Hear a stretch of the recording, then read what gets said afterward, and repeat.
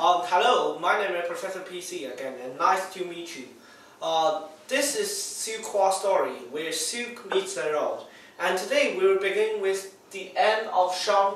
You know, if you really recite what I told you about the different dynasty in Chinese history, you may know after Xia it's Shang. So next time I told you to imagine what things will happen after the change of political system in Xia.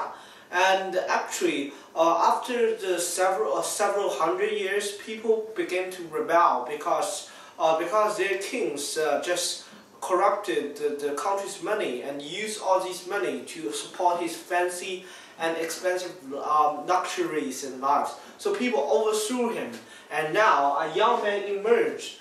And a new kingdom emerged. It is called Shang Dynasty. So Shang Dynasty replaced the Xia Dynasty and also lasted for many years.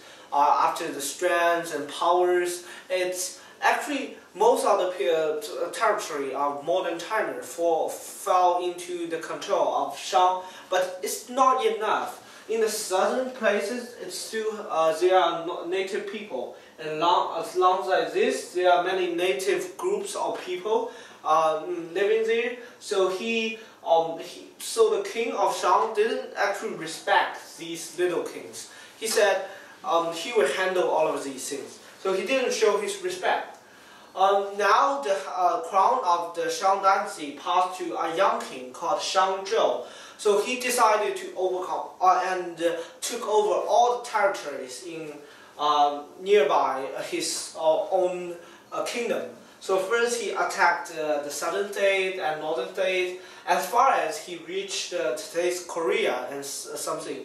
But in a war between him and the native people in the south, he lost the war because he is not very familiar with the geological features in the southern states. So he lost the war, but this war actually cost lots of money.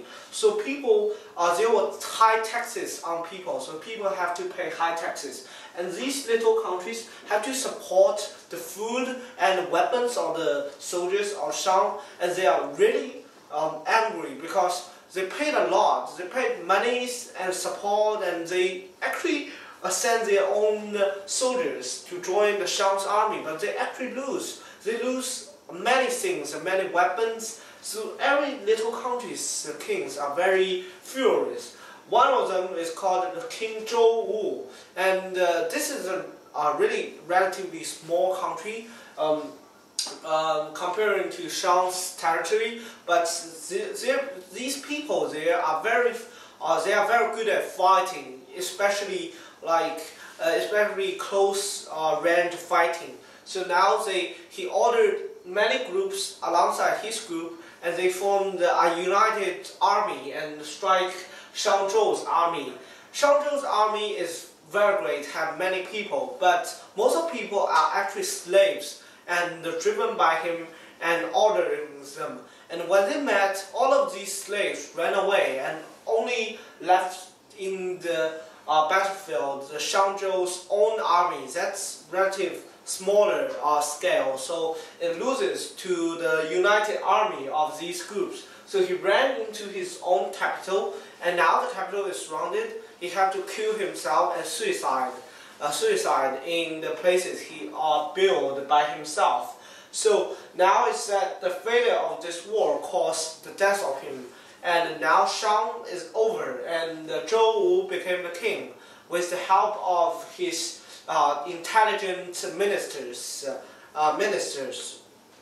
When Shang Zhou dies, all of the territory of Shang falls into the hand of Zhou, and the Zhou didn't kill the old aristocrats of Shang, and actually makes these aristocrats still living in their own territory, smaller countries, just have some people to supervise them and to make sure that they won't rebel or something.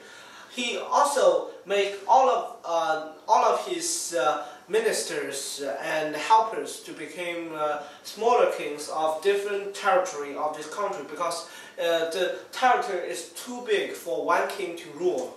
Now The Shangs also have some armies and soldiers of Shang. They ran all the way to today's Korea and formed a little country at the back of Korea.